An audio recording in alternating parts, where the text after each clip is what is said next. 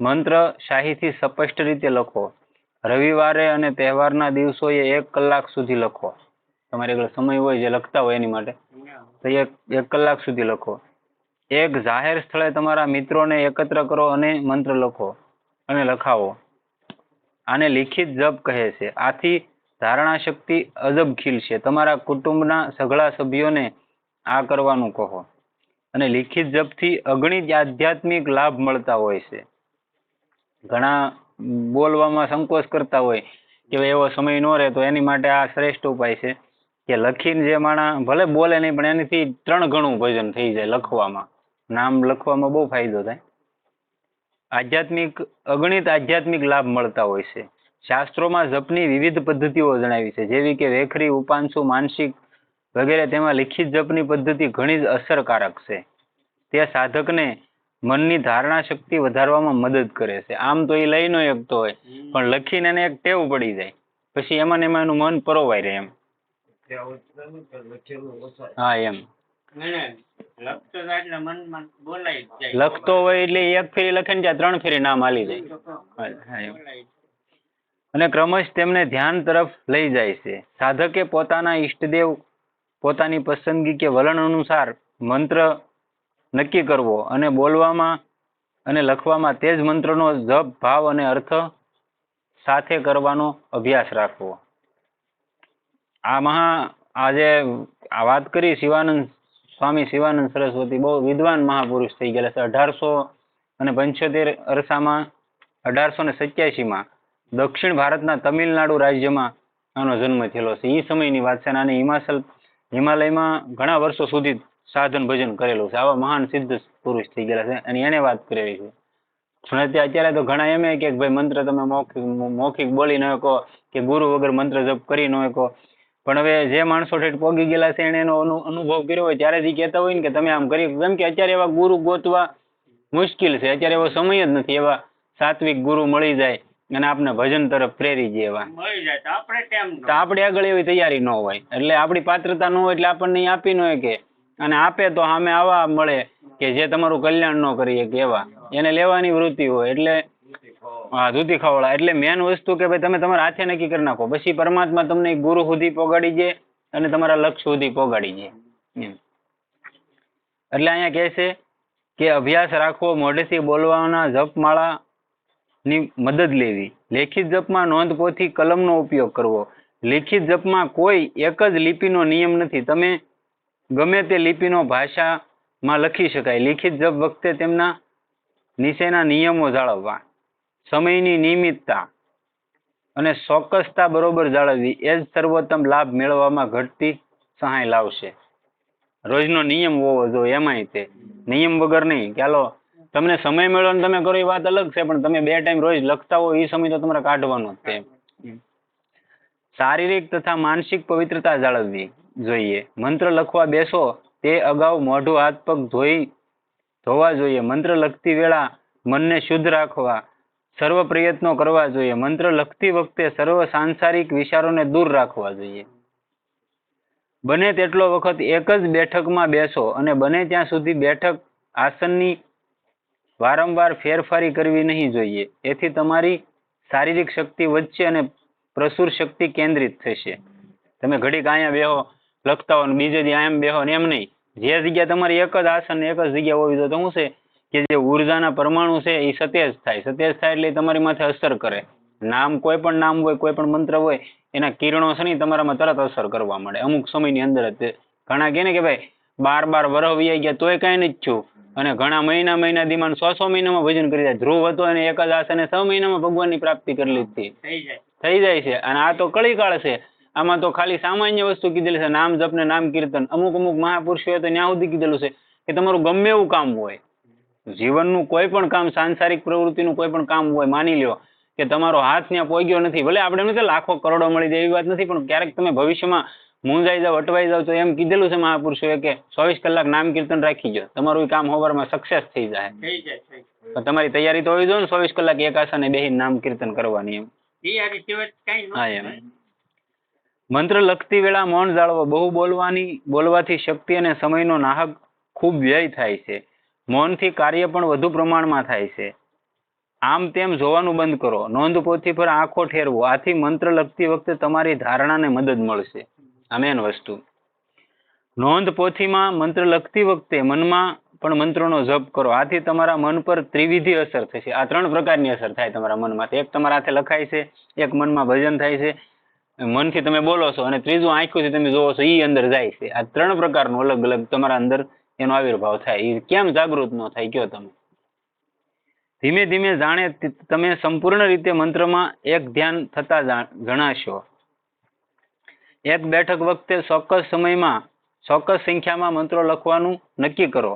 આથી તમારો અભ્યાસ સુવ્યવસ્થિત રહેશે અને તમને મંત્રનો કંટાળો આવશે નહીં. તમે નક્કી કરી લો કે મારે રોજ 1008 વખત મંત્ર અથવા નામ લખવાનું છે, આ મારું ફાઇનલ છે, તો તમે નક્કી કરીને બેઠા હોય પછી તમે પેલા ઉભા નથી થવાના. એ સમય પહેલા તમે ઉભા નથી થવાના. એટલે તમારું ફાઇનલ હોય એટલે એટલું તમારું એક વસ્તુ પાકી થાય.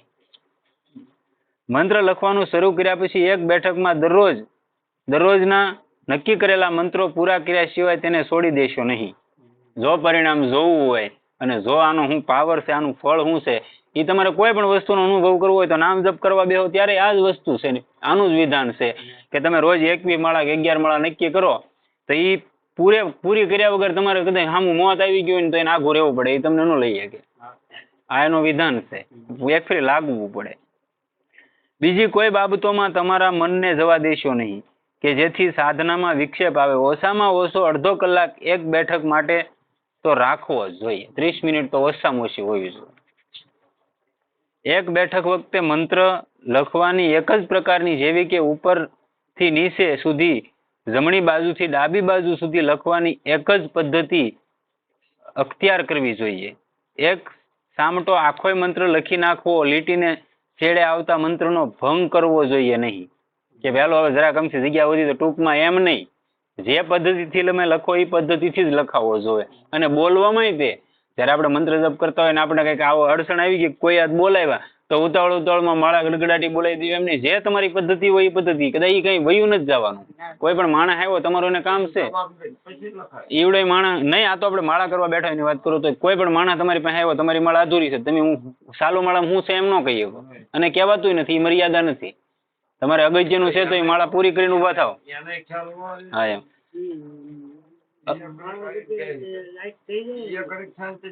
હા, અગત્યનું હોય ને તો તમે આસમાની કરીને ઉભા થઈ શકો અને પાછા આસમાની કરીને તમે માળાઓ તમારી હોય પૂરી કરવાની. એમ એવું એનું વિધાન છે.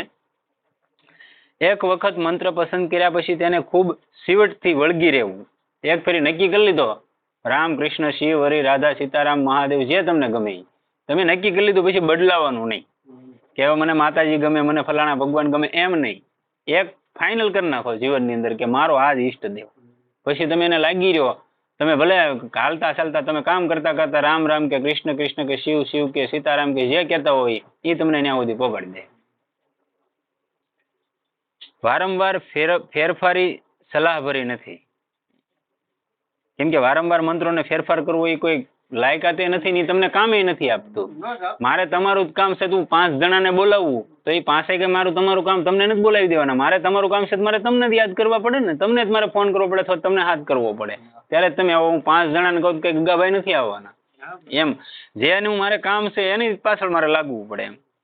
ઉપરના નિયમો પાળવામાં આવે તો તે તમારા સત્વર વિકાસને ખૂબ મદદરૂપ થશે. તમે અજબ ધારણા શક્તિશાળી બનશો. લાંબા સમય અને સતત અભ્યાસથી મંત્રની અંદરની છુપી શક્તિ, મંત્ર શક્તિ ખીલશે, જે તમારી સમસ્ત હયાતીને મંત્રની દિવ્યતાથી ભરી દેશે. આ મંત્રનો પ્રભાવ છે. હવે એક તો તમે મંત્ર નક્કી કરી નાખ્યો, તમને મંત્રનું જપ કરવા માંડ્યા, ભજન કરવા માંડ્યા, બરોબર. એમાંય કોઈ મહાપુરુષ દ્વારા તમને ન્યાસ મળી ગયો એ મંત્રનો, તો હવે ડબલ પાવર થઈ જાય. તો હું કામ ન થઈ જાય કયો મને? થઈ જાય, આરામથી થઈ જાય. કેમ કે ન્યાસ છે ને એ તમારા 10 ઇન્દ્રિયો છે ને એનું માર્જન કરે ને એમાં જે દેવતાઓ છે ને કે નહીં એને જાગૃત કરવાનું કામ કરે. એટલે ઓટોમેટિકલી મંત્ર જાગૃત થવા મળે અમુક સમયની અંદર જ. તે આપણો દ્રઢ વિશ્વાસ, આ ત્રણેય વસ્તુ કામ કરી જાય એટલે તરત થઈ જાય. ત્રિપુટી થાય એટલે તરત એને જાગૃતિ થવું પડે. હા એમ. નોંધ પોથીને ખૂબ સંભાળપૂર્વક જાળવી અને પવિત્રતા અને સન્માનથી તેના તરફ વર્તવું. નોંધ પોથી પૂર્ણ થઈએ તેને એક પેટીમાં જાળવી રાખવી અને તે તમારા ધ્યાનના ઓરડામાં ભગવાનની છબી આગળ રાખવી. આ મંત્ર પોથીની હાજરીથી જ તમારી સાધનાને મદદરૂપ એવા અતિ ઉલ્લાસ સ્પંદનો ઉર્જા છે. હવે તમે બુક છે લખેલી બુક મૂકી તમે તમારા ઘરે, તો મંદિરિયામાં કે તમે જે જગ્યાએ બેઠો અહીંયા તમારી સામે રાખો, કેમ કે એની અંદર એવા સતેજ કિરણો છે. ભગવાન નામરૂપી જે તમે લખેલું છે કે એના કિરણો છે એ તમારી ઉપર એનો અસર કરે. આપણે ખાલી લખીને પછી મૂકીને ફગાવી દઈએ એમ નહીં. શાસ્ત્રો તો એમ ના પડે કે તમે ભગવાનનું નામે જ્યાં ત્યાં કાગળ એમ ન લખો, પછી કચરામાં જ જાય છે અને તમે દોષિત થાવ છો. એમ લિખિત જપના ફાયદા પૂર્ણપણે વર્ણવી શકાય એમ નથી. હૃદયની શુદ્ધતા અને મનની ધારણા લાવવા સિવાય તે આસનનો જય, ઇન્દ્રિયોનો નિરોધ, ખાસ કરીને આંખ અને જીભની ઇન્દ્રિયો પર કાબુ અને તમને સહિષ્ણુતાની શક્તિથી ભરી દેશે. લેખિત જપ જે જપ કરો એનો તો કોઈ પાર જ નથી. તમે મૌખિક બોલો એનો પાર જ નથી. લેખિત જપની એટલો બધો પાવર છે કે વર્ણન ન કરી શકાય, એટલો બધો એમાં ઉર્જા છે. તમે સત્વરે મનની શાંતિ પ્રાપ્ત કરો છો. મંત્ર શક્તિ દ્વારા તમે જલ્દીથી ઈશ્વર નજીક જઈ શકો છો. આ ફાયદા ફક્ત નિયમિત અને સતત લિખિત જપ કરવાથી જ અનુભવી શકાય છે. શરણાગતિ તમે કોઈ પણ ભગવાનની લ્યો ને તો એના શરણાગતિ મંત્રો છે. માનો મહાદેવની શરણાગતિ તમે લીધી તો તમે ઓમ નો લ્યો ભાઈ, ઓમ છે એ કદાચ તમે નો લ્યો તો નમઃ શિવાય મંત્ર તમે બોલી શકો, પંચાક્ષર. એ પંચાક્ષરી વિદ્યા કહેવાય અને અઘોર મંત્ર કહેવાય એને. પછી રામ ભગવાન છે તો એના ઘણા બધા મંત્રો છે. એમાંય તેનો શરણાગતિ મંત્ર છે રામ તારક મંત્ર. તો એ મંત્રનો તમે જાપ કરી શકો, ભલે તમે દીક્ષા નો લીધી હોય, પણ તમારું કલ્યાણ માટે તમને એવા કોઈ ગુરુ ન મળે ક્યાં સુધી તમે શું કરવાના? તો કોઈ એવો જાણકાર હોય કે શાસ્ત્રોનો કાંઈ પણ થોડું ઘણું જાણતો હોય, એને ખબર હોય તો એને પૂછી લેવાનું, ભાઈ મારે મને આ ભગવાન પ્રિય છે, કૃષ્ણ ભગવાન છે, તો એનો ઓમ નમો ભગવતે વાસુદેવાય મંત્ર છે. આવા મંત્રો છે, એ મંત્રોનો તમે જાપ કરી શકો અને તમારું કામ તમે કરી શકો. દેવી ઉપાસના છે તો એના મંત્રોય છે. ઘણી એવી વસ્તુ છે કે સ્વયં સિદ્ધય છે અને ઘણી વસ્તુ એવી છે કે તમે શરણાગતિ સુધી પહોંચી જાઓ. શરણાગતિ તમે સ્વીકારી લો એટલે સામે તમને ગુરુ મળી જાય અને તમારું કામ થઈ જાય. બે વસ્તુ થઈ જાય. કેમ કે ભગવાન જ તમને તમારી જે તમારું લક્ષ્ય છે ને ત્યાં સુધી તમને પહોંચાડી જાય. તમારી સામે ઓલા કહે ને કે તમે ગુરુ ગોતવાનો જ હતા, તમે લાગી જાઓ, ગુરુ ગોતવાનો જ હતા. ગુરુ તમારી પાસે સામે આવીને તમને કહે કે આલે બટા આ મંત્રનો જપ કરી, મારે એક રૂપિયો ન જોતો. એમ જેઓ આ યોગના પરિચય વાળા ન હોય તેઓ તુરંત જ એ અભ્યાસ ચાલુ કરી દે. તેઓ દરરોજ ફક્ત અડધો કલાકના આ અભ્યાસ રાખે તો 6 મહિનામાં તેના ફાયદાનો અનુભવ થશે. હું કીધું 6 મહિના કોઈ નામ લખે અડધો કલાક રોજ જ તે. હવે જે જપ કરતો એનું શું થાય એ મને કહો. લખવામાં જો એટલો ફાયદો થતો હોય તો જપ કરે એ તો અડધો કલાકમાં ઘણા જપ થઈ જાય. તમે મારા મત પ્રમાણે મંત્ર જાપ હું કરું ને તો હું તમને કહીએ કે 1 કલાકમાં 5 થી 6000 જાપ થાય. એટલે 5 થી 6000 પંચાક્ષર મંત્રના જાપ થાય. તો હવે તમે ખાલી રામ રામ કે શિવ શિવ કે કૃષ્ણ કૃષ્ણ કે સીતારામ કે રાધા રાધા કે રાધેશ્યામ જે તમને ગમતું હોય નામ તમે જપ કરો તો 1 કલાકના 7-8 હજાર થાય કે ન થાય? તો હવે તમે એમાં તમે અડધી કલાક જ ગણો. તમે કઈ 24 કલાક તો કામ ના કરવાના. તમે ભલે ને તમારી વાડીએ છો, તમે ખાટલે બેઠા અહીં જઈને તમે તરત ભૂઈ નથી જવાના. અને તમે એમ કહો કે મારે કોઈ વ્યસન છે, તમાકુ છે, બીડી છે, આ તે, તો એને લઈ હું એમ કહું એને ન મૂકી દેતા. તમે તરત ન મૂકી દેતા, તમારા શરીરને નુકસાન કરશે. એ ભલે રહી તમારા મોઢામાં અને સતત શરૂ રાખો. અમુક સમય એવો થાય કે તમે મૂકવું નહીં પડે, તમને કંટાળો આવી જાય એનો કે આ મને નડતર રૂપ થાય અને તમે ઓટોમેટિક મૂકી દેવો. આ નામનો પાવર છે. હવે કેટલા જપની સંખ્યા છે, કેટલા જપથી તમને કેટલા કેવી રીતનું શું થાય છે એ બતાવે છે. પ્રત્યેક માણસે અજાણપણે દરરોજ 24 કલાક દરમિયાન 21,600 સોહમના જપ કરતો હોય છે. શ્વાસ જાય નાવે કરે ને એને સોહમ ઓહમ સોહમ કહેવાય. આવડા એને ઓહમ સોહમ મંત્ર કહી દીધો. તમારે ઓહમ સોહમ જપવાનું. અમુક એવા છે ને જે કહેવાતા જ્ઞાતા વિદ્વાનો એ આને મંત્ર કહે. હકીકત આ મંત્ર નથી. આપણી ભાષામાં આપણે એમ કહીએ તો વિદ્વાનો આને એમ કહે છે કે આ ઓહમ સોહમ સતત હાલતો જ હોય, એને શ્વાસ ને ગતિ નહીં કહેવાય છે. તો આવડા એને હમણાં એક ભાઈનો મારો પ્રશ્ન હતો, મને એવો ભાઈ પ્રશ્ન કર્યો છે કે મારા ગુરુએ મને આ મંત્ર આપ્યો, આનો ન્યાસ શું? મેં પેલા ન્યાસની વાત કરી લીધી ને તો એનો પ્રશ્ન કર્યો છે કે ભાઈ આનો ન્યાસ શું? હું કહું પહેલા પ્રથમ તો એ મંત્રમાં નથી આવતું ભાઈ, આપણે ક્યાં સાંભળ્યો નથી, તો આપણે એને કેમ કેવું ભાઈ આ મંત્ર છે એમ? બરોબર. હું મંત્ર મૂકું બધા આને કહેવાય જો આ વૈદિક મંત્રો છે જે વેદ માન્ય છે. ઈ કે તો હું કહું ઈ કે તો મારે શું કરવું? હું કહું તમને કયા ભગવાન? આપણે તો પેલી પૂછવું પડે, કેમ કે આપણે કોઈનું ગુરુ થવું કે આપણે કોઈ બોલું નથી, લાઈન નથી, ઈ કરવું નથી.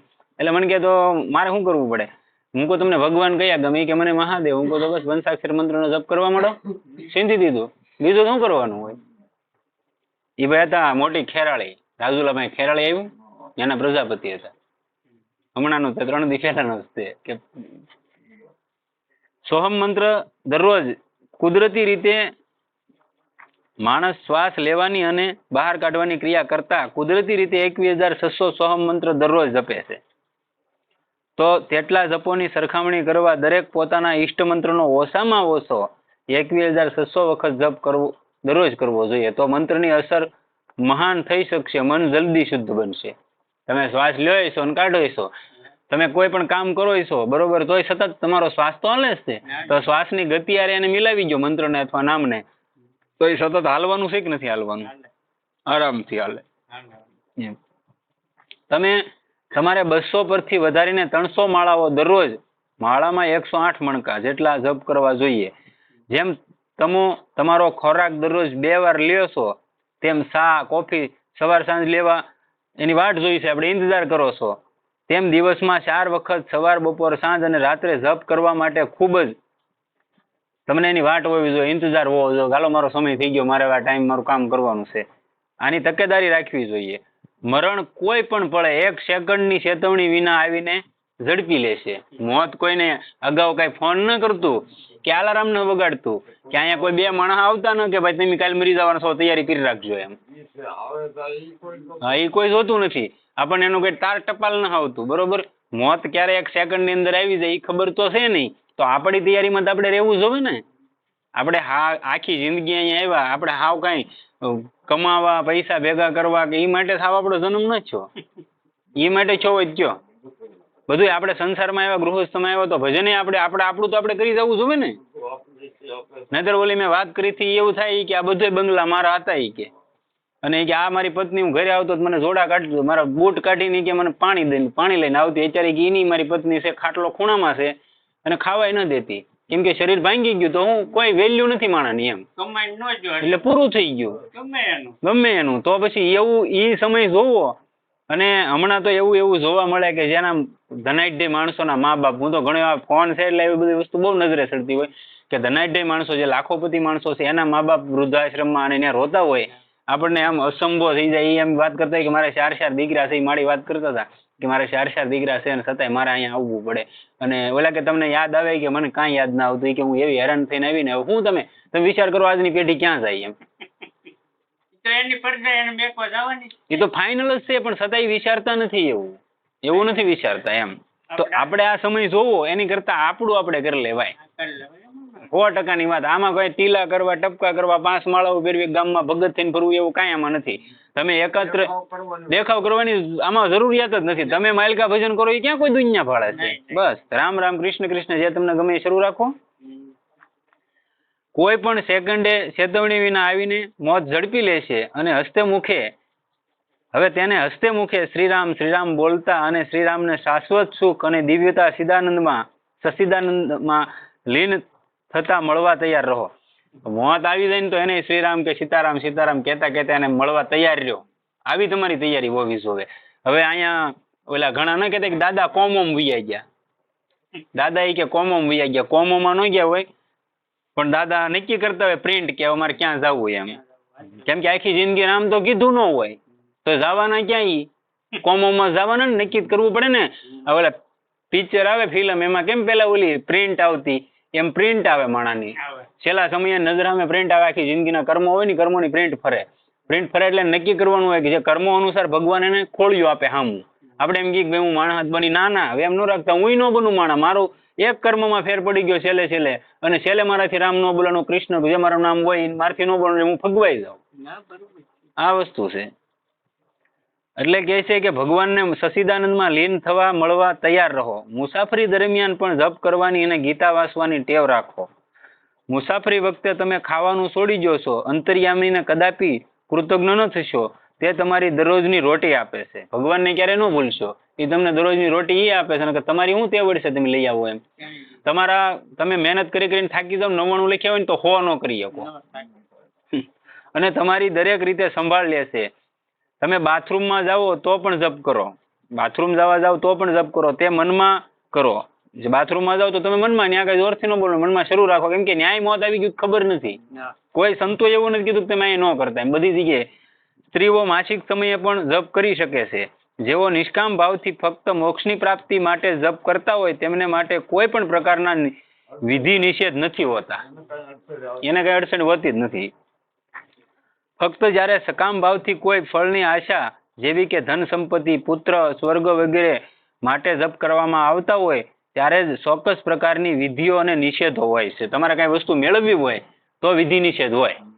તમે કોઈ ધન પ્રાપ્તિ માટે કે પુત્રની પ્રાપ્તિ માટે, મારે સ્વર્ગમાં જવું છે એ માટે તમે કોઈ મહેનત કરતા હોય તો એ વસ્તુની જરૂર પડે વિધિ નિષેધની. બાકી તમારે ઈશ્વર સુધી પોગી જવું, મોક્ષની ગતિને મળી જવું, ભક્તિ જ કરવી છે તો તમે ગમે ત્યારે ગમે જપ કરી શકો, એમાં કઈ જરૂર નથી. નહીં, કુદરતી હાજતે જતી વેળા પણ તમે તમારા ડોકમાં માળા પહેરી શકો છો.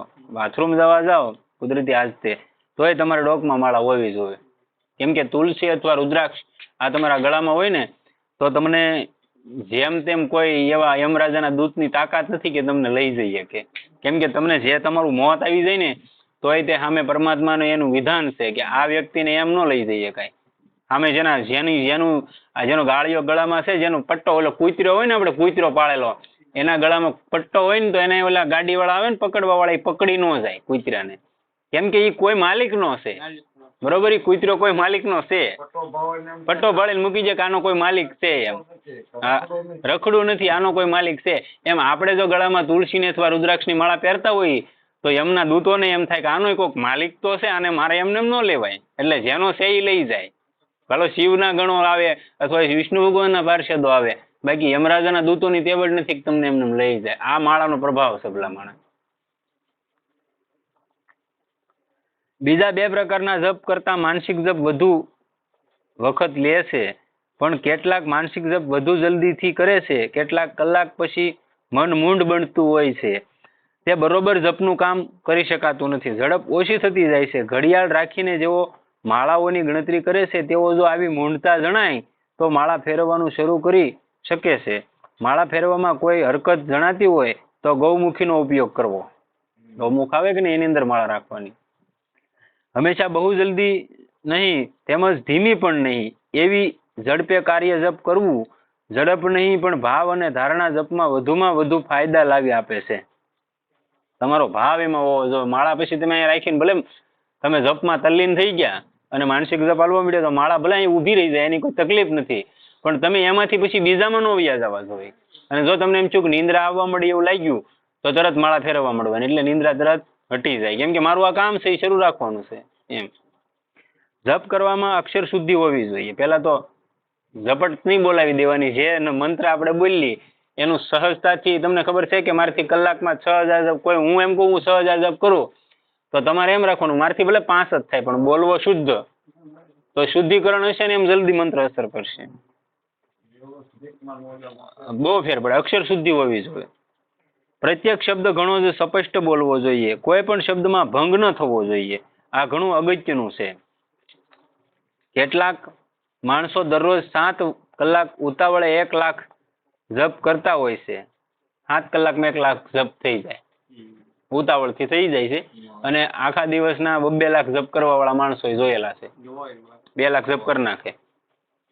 જેમ ભાડુતી, સુથાર કે કડીઓ કે કોન્ટ્રાક્ટર સાંજે પોતાનો રોજ લેવા ઉતાવળે કામ કરતો હોય છે, તેમ ઈશ્વર સાથે એવું કંટ્રાકટી કામ ન કરો. કંત્રાટીનું કામ ઈશ્વર હારે ન કરો. વહેલો આપણે પતાવી નીકળી જવું એમ નહીં. એમાં સાચી ભક્તિ ન હોઈ શકે. વિદ્યુત ગતિથી જપ કરવામાં એક ફાયદો છે. જો મન મંદ હોય કે મન ઇન્દ્રિયગોચર વસ્તુઓમાં જંગલી રીતે ભમતું હોય તો 15 થી 30 મિનિટ સુધી ઘણી ઉતાવળથી જપ કરવા. મન તમારું સાથ ન આપતું હોય તો 15-20 મિનિટ ઉતાવળે જપ કરવાના, એટલે એ તરત તમને ઠેકાણે આવી જાય. ઉતાવળથી જપ કરવાથી મન મંદ ઉત્સાહિત બનશે. મંદ મન ઉત્સાહિત બનશે, તરત એને ઉત્સાહ આવી જાય, ત્યાંથી પાછું હોય આવે. અને હા, અને મને લક્ષ્ય તરફ જલ્દી પાછું લાવશે. પુરુષાર્થ કરનારાઓએ અને દરરોજની આધ્યાત્મિક નોંધપોથી રાખનારાઓએ દરરોજના જપની નોંધ બરોબર સાચવી રાખવાની ખાસ કાળજી રાખવી જોઈએ. ગણિત કે શાસ્ત્રીય ઊંચાઈ રાખવી જોઈએ, ગણિત કે શાસ્ત્રીય સચ્ચાઈ રાખવી જોઈએ. તેમણે બહુ દરકારપૂર્વક મનને તપાસવું અને જપ કરતા જો મંદ પડે તો તે દરમિયાનનો ગાળો પૂરવા માટે વધુ જપ કરવા જોઈએ. જ્યારે તમારે કોઈ અડચણ આવી ગઈ, માનો તમે વશમાં ક્યારેક એવું બની જાય કે મૂકી દેવું પડે, તો બીજો સમય એવો કાઢી લેવાનો કે એ ગાળો ત્યાં પૂરી દેવો પડે, બાકી તમારી ત્રુટિ ન થવી જોઈએ રોજની હોય. જેવી મનતા જણાય કે તુરંત જ તેને દૂર કરવા માળાનો ઉપયોગ કરવો. હંમેશા મન જ્યારે સચેત હોય તે વેળા જે જપ કર્યા હોય તેટલાની ગણતરી કરવી વધુ સારું છે. અને જ્યારે મન મંદ પીડ્યું હોય ત્યારે કરેલા જપને છોડી દેવા જોઈએ. ભૂલમાંથી બસવાનો આ સહી સલામતી ભર્યો માર્ગ છે. 14 કલાકમાં તમે હરિઓમ જપની 3000 માળાઓ કરી શકો. હરિઓમ જપ થાય હો, પાછો આ કાયદેસર જપ જ છે હરિઓમ. એની તમે 14 કલાકમાં 3000 માળા કરી શકો, એટલે 7 કલાકની અંદર શ્રીરામ મંત્રનો 1 લાખ જપ કરી શકો. શ્રીરામ શ્રીરામ શ્રીરામ એમ બોલો ને તો 7 કલાકની અંદર 1 લાખ પૂરા થઈ જાય. અડધા કલાકમાં 10,000 શ્રીરામ જપ કરી શકો. બોલો હવે આમાં હું તમને નુકસાની થઈ મને કયો? હે 10,000 જપ એટલે ભલામણ એનો ઉર્જા તો તમે જુઓ, ભૂગા કાઢી નાખે. તમે એક મંત્રના 13 કરોડ જપ કરો તો તમારા ઈષ્ટદેવના શારીરિક રૂપમાં દર્શન થશે. રોજના 10,000 તમે ગણી લો. અને એ રીતે તમે જપ કરો તો જ તમારો આત્મા સિદ્ધ છે. તો જ તમારું સિદ્ધ. તમે નિરાંતે કાળે કાળે રોલા ખાતા લ્યો તો એમ નહીં, નહીં સંસળતા તો નો મનની મટે, નો મટે. આ તો એને એમ જ લેવું પડે, આને કસવું પડે પેલા એમ. પણ અડધી કલાકથી શરૂઆત કરાય, મને ખબર, કામ થઈ જાય, કામ થઈ જાય તો કહો. હા એમ નહીં નહીં. એટલે અહીંયા કીધું 10,000 શ્રીરામ જપ કરી શકો તો તે અડધા કલાકમાં 10,000 શ્રીરામ જપ કરી શકો તો તમે એક મંત્રના 13 કરોડ જપ કરો તો તમારા ઈષ્ટદેવના શારીરિક રૂપમાં દર્શન થશે, સાક્ષાત્કાર તમને થઈ જાય. જે ભગવાનનું તમે નામ જપ કરતા હોય ને એનો તમને સાક્ષાત્કાર થઈ જાય. 13 કરોડ જપ તો 13 કરોડ જપમાં કઈ 20 વર્ષ નો હોય, 12 વર્ષ નો હોય, 100 મહિનામાં થઈ જાય. હા, તમે સહૃદય અને નિષ્ઠાવાળા હો તો આ જપ તમે 4 વર્ષમાં કરી શકો. 13 કરોડ જપ 4 વર્ષમાં તમે કરી શકો. પણ માનો કે હવે અહીંયા આને 7 કલાકમાં 1 લાખ જપ કીધા, એ તમે ન કરી શકો, પણ 2 દિવસે 1 લાખ કરી શકો કે ન કરી શકો? આસન સિદ્ધિ ઉત્તમ પહોંચી ગયા હોય તો હે તમે હાલો, તમારું કામ છે એમાં તમે સતત નામ જપ શરૂ રાખતા હોય તમારા કામમાં, તો એ નામ કઈ વૈયા થોડા જવાના છે? એ ભગવાનના ઓલામાં લેખાવાના જ છે. હા, તો એ નામ લેખાવાના જ નથી લેખાવાના. તો પછી આ તો કાયદેસર રીતે તમે જે કરો 10,000 રોજના જપ કરો ને તો 4 વર્ષમાં તમને ભગવાનની પ્રાપ્તિ થઈ જાય એમ કહે છે. 4 વર્ષોમાં કરી શકો. પુરુષાર્થ કરનારાઓ દૂધ અને ફળનો આહાર કરે, આથી મન સાત્વિક થશે અને ઘણા આધ્યાત્મિક ફાયદા મળશે.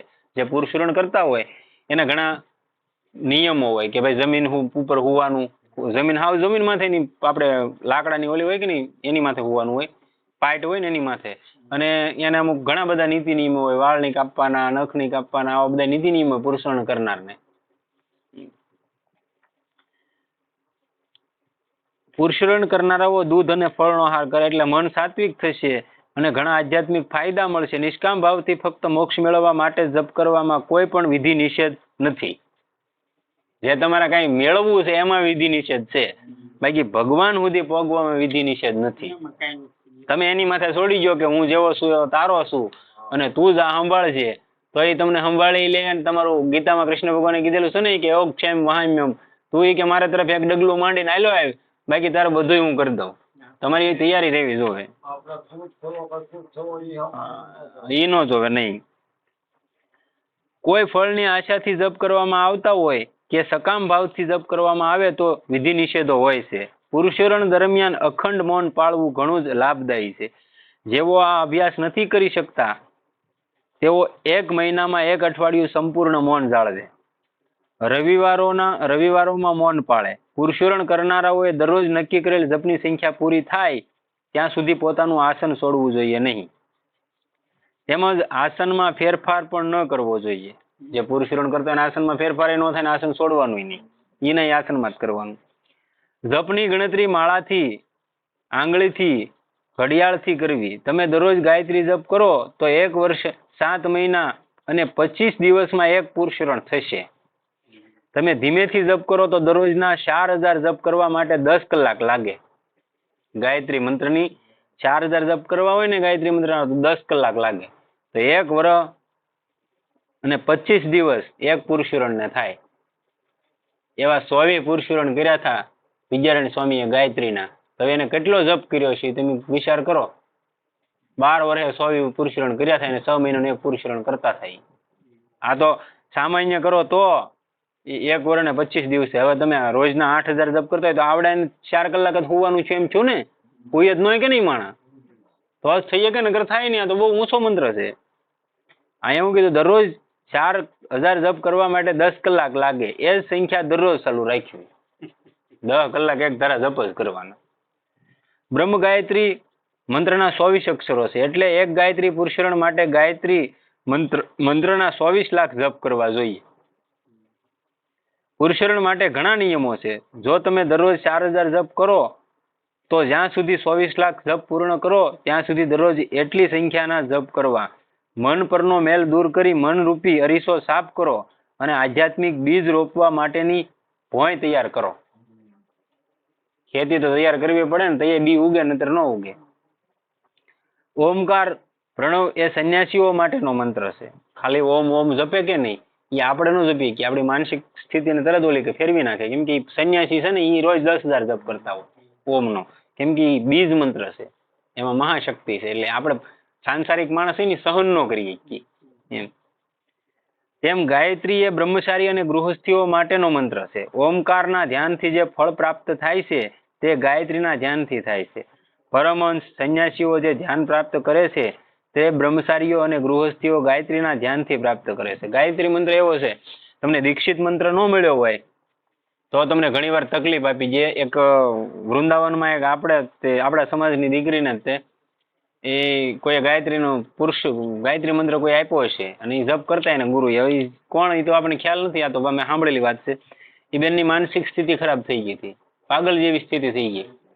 પછી આ જે રાજેન્દ્ર દેવાચાર્ય છે ને એની પાસે એ બેનને લઈ ગયા. એના પિતાજી એને લગ્ન કરવાનો સમય. હવે એને કેમ શું કરવું મૂંઝાઈ ગયા કે આવડી મોટી દીકરી અને બધું ફગાવવા મળે ને આવું કરવા મળે ક્યારેક એવી સ્થિતિ. પછી મહાત્મા પાસે લઈ જાય કે તું એને પૂછ્યું બેહારી કે બેટા તું શું કરે આખો દિવસ? એ કે હું રોજના અમુક એના જપ છે એટલી માળા હું ગાયત્રીની કરું. એ કે વારે કરી. પછી કે હું તને કહું એમ કરી તા કે હું એ કે એ નહીં હું તને મંત્ર આપું ને એનો જપ કરે. પછી એના પિતાજીને કીધું કે આનો આડઅસર છે મંત્રનો. જેનો અધિકાર નથી તો એને મંત્ર ન દેવાય, આડઅસર થઈ જાય તરત અને હેરાન કરી જાય. એટલે અમુક જે મંત્રો છે મેં કેમ કીધું રામતારક મંત્ર છે, પંચાક્ષર મંત્ર છે, એ તમે એમાં ઓમ લગાડીને નહીં લેવાનો ક્યારેય. આપણે પોતે લઈએ ને તો ઓમ નહીં લગાડવાનું. એનું કારણ છે કેમ કે બીજ મંત્ર છે અને બીજ આપણને ગુરુ વગર કોઈ ન આપી શકે. આનું વિધાન છે. સવારે બ્રહ્મ મુહૂર્તમાં 4 વાગે ઉઠો અને ધ્યાન શરૂ કરો. આ મુશ્કેલ લાગે તો સૂર્યોદય અગાઉ ઉઠો. 4 વાગે તમે ન ઉઠી શકતા હોય તો 5 વાગે 5:30 ઉઠી જાઓ, પણ દી ઉગ્યા પહેલા ઉઠીને કામ કરો એમ અડધી કલાક. દરરોજ 3 થી 4000 ગાયત્રીના જપ કરો તો સારું. તમારું હૃદય જલ્દીથી શુદ્ધ થશે. એક માળા કરો તોય સારું ભાઈ, 1 કલાકે થાય. આટલી સંખ્યાના જપ ન થઈ શકે તો દરરોજ ઓછામાં ઓછા 108 જપ કરો. 36 જપ સૂર્યોદય વખતે અને 36 જપ બપોરે અને 36 જપ સૂર્યાસ્ત વખતે. ખાલી 36 કરો. તમને આખી માળા તમારાથી ન થાય તો 36 જપ આ 3 ટાઈમ કરો તોય તમારું કલ્યાણ કરશે ગાયત્રી મંત્ર. 108 થઈ જાય તોય એમ. સૂર્યોદય અને સૂર્યાસ્ત સંધિકાલે ખાસ અદ્ભુત આધ્યાત્મિક અને પ્રવાહ અજબ વિદ્યુત શક્તિ હોય છે. આ જે સમય હોય ને એમાં એક અજબ શક્તિ હોય છે. મંત્રોની એની ઉર્જા શક્તિ છે ને એ સતેજ હોય અને તે દેવી દેવતાઓના જે મંત્રો છે ને એના એક કિરણોનો પ્રસુર વિદ્યુત ઉત્પન્ન થયેલો હોય. તે મન જલ્દીથી વિકાસ પામશે અને તે સત્વથી ભરાઈ જશે. આ કાળે કોઈ પણ પ્રયત્ન વિના ધારણા એને મેળે આવી જશે. હવે અહીંયા બતાવે છે, હું ખાલી તમને કેટલા કયો જપ કેટલા સમયની અંદર થાય એનો એક સમય કોષ્ટક આપેલો છે, ખાલી તમને સંભળાવું. ઓમનો જપ કરતું હોય એ તો સંન્યાસી માટેનું છે. આપણે તો છતાંય આમાં વાત કરી દઈએ, કોઈ ઓમનો જપ કરતું હોય ધીમી ગતિથી જપ કરે તો 1 મિનિટમાં 140 જપ કરી શકે અને 1 કલાકમાં 8400 જપ કરી શકે. ઓમ બરોબર.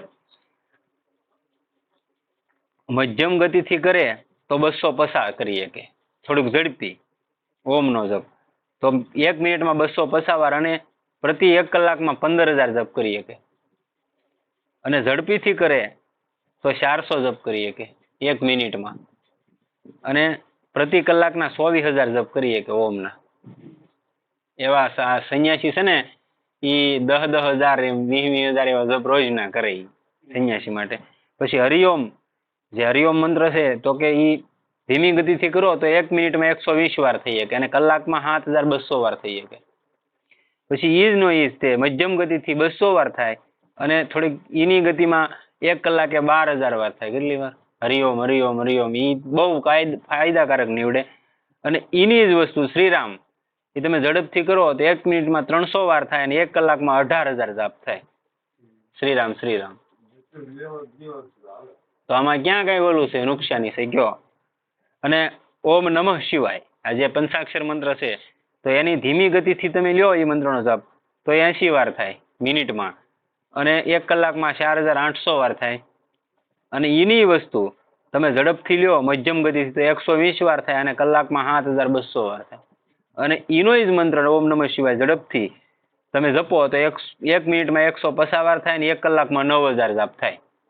માળા ફરતી હોય ને તો આપણને એમ થાય માળાઓ પસાર થઈને વધી ગયું છે કે ઓછું છે, મારે ઘણી વાર અનુભવ એવું બહુ થાય. અને એને સામે ઓમ નમો નારાયણ આ મંત્ર જ છે, એનો તમે ધીમી ગતિથી જપ કરો તો 1 મિનિટમાં 60 વાર થાય અને 1 કલાકમાં 3600 વાર થાય. એની જ વસ્તુ ઝડપથી લ્યો તો 120 વાર મિનિટમાં થાય અને કલાકમાં 7200 વાર થાય. અને એની વસ્તુ મીડિયમ લ્યો તો 80 વાર જપ થાય મિનિટમાં અને કલાકમાં 4800 વાર થાય. હવે આમાં 4800 વાર તો આપણે કરી શકીએ કે ન કરી શકીએ? નાનો. અને મેં આગળ તમને કીધું એ ઓમ નમો ભગવતે વાસુદેવાય આ મંત્ર છે, આ દ્વાદક્ષર મંત્ર કહેવાય. અને ધીમી ગતિથી તમે જપો ને તો 1 મિનિટમાં 40 વાર જપાય. કેટલો? 1 મિનિટમાં 60 સેકન્ડમાં તમે 40 વાર જપી શકો ધીમી ગતિથી અને 1 કલાકમાં 2400 વાર જપ થાય ધીમી ગતિથી. હવે એની જ વસ્તુ તમે ઝડપથી લ્યો તો 1 મિનિટમાં 90 વાર થાય અને 1 કલાકમાં 5600 વાર થાય. 5400 જપ થઈ જાય. અને ગાયત્રી મંત્ર છે એ તમે ઝડપથી લ્યો તો 1 મિનિટમાં 10 થાય અને કલાકમાં 600 જાપ થાય. કેમ કે 24 અક્ષરનો મંત્ર છે, ભેગું જ ન થાય. અને મહામંત્ર જેને હરે રામ હરે કૃષ્ણ એ મંત્ર છે કે નહીં, એ મંત્રનો તમે બહુ ઝડપથી જપ કરો તો પ્રતિ મિનિટમાં 15 જાપ થાય અને 1 કલાકમાં 900 જાપ થાય. આમાં આ તો હાવ હેલા ના, તમે કલાકમાં ભૂકા નો કાઢી નાખો ભાઈ. લ્યો આવું છે આ જપનું. એટલે જેમ બને મતલબમાં જીવનમાં આપણું કલ્યાણ કરવા ઈચ્છતા હોઈએ તો લાગી જવાનું. કેમ કે જો અહીંયા જિંદગીમાં આપણે આવ્યા હોઈએ અને 3.5 હાથનું આ શરીર છે, ગમે એના હાથે માપી લેવાનું. તમારા હાથે માપવાનું, 3.5 હાથની બહાર ન જાય. જો એને આપણે ન ઓળખીએ શકીએ તો આવ્યા એમ થાય, ફેરો ફેલ છો એમ કહેવાય. આપણા હાથે માપી લેવાનું 3.5 હાથ છે ને આમાં જો આપણે ન ઓળખીએ શકીએ, જો આપણે કાંઈ ન ઓળખીએ શકીએ તો આપણે ફેરો ફેલ છે એમ માનીએ આપણે. તો પછી તો ઓલા કેમ ની મતિ પ્રમાણે માણસ વાતું કરતો હોય. બાકી આપણે એમ માનીએ કે ઓલા બધા કલાકારો કે ને કે 1 ટ્રાય આપે, લાઇટ વાળો 2 ટ્રાય આપે. પરમાત્મા કોઈ ટ્રાય ના આપતો, અહીં જેવું કરો તમે વાડીમાં વાવો એવું જ લણવાના છો. એમ તમે જેવું અહીંયા બીજ રોપો એવું જ તમારે અમે એનું ફળ આવવાનું છે. તો સારું જ રોપીને જાવ ને ભાઈ, અહીંયા આપણે ક્યાં કોઈ કઈ બંધાઈ દેવાના છે. સદગુરુદેવ કી જય. ઓમ સહનાવવસ્તુ સહનો ભુનસ્તુ સહ વીર્યં કરવાવહે તેજસ્વિનાવધીતમસ્તુ મહાવિદ્વિષાવહે. ઓમ શાંતિ શાંતિ શાંતિ. અસતો મા સદગમય तमसो मा ज्योतिर्गमय मृत्युर्मामृतगमय ओम शांति शांति शांति। सद्गुरुदेव की जय। कृष्ण कन्हैया लाल की जय। रामचंद्र भगवान की जय। नमः पार्वती पते हर हर महादेव। हर सीताराम। जय जय श्री राधे।